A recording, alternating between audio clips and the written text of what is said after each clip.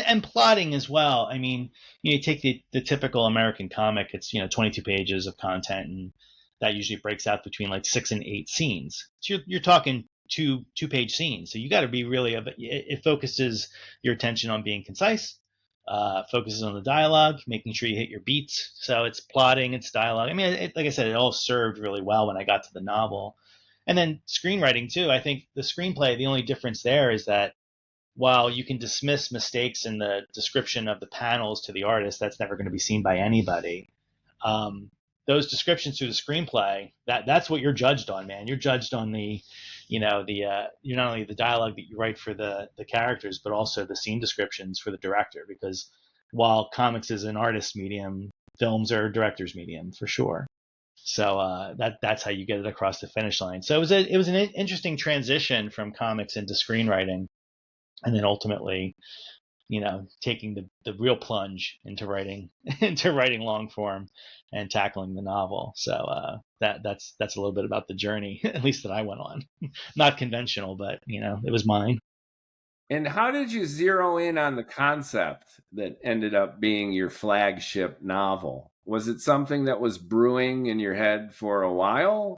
Did it erupt when you finally figured out that you were ready to take on a novel? How did that come to be? Yeah, so the debut novel, not surprising, I had originally envisioned as a comic, a graphic novel. In fact, I had drawn up the proposal and pitched it around to a bunch of publishers as a graphic novel, had an artist on board, the whole bit. And it never really found a home as a comic, but I couldn't let the idea go.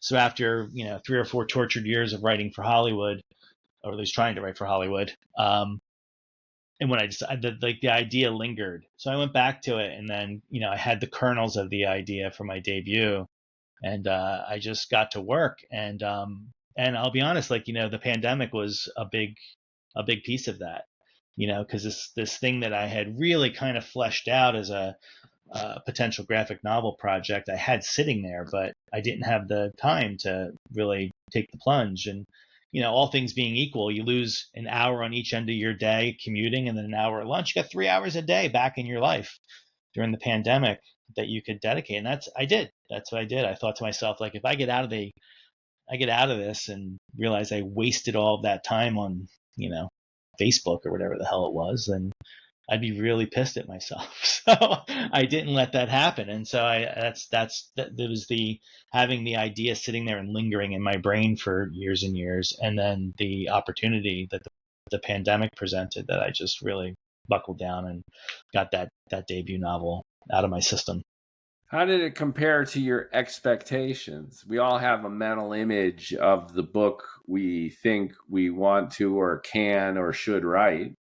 And then there's usually a pronounced delta between the words on the page and the vivid emotion and visualization that we got going on in our head.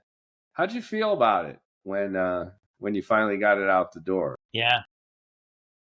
It really expanded. I mean, what I thought was a fully wrought idea when it was going to be a comic or a graphic novel, I realized only was just the beginnings of the larger story.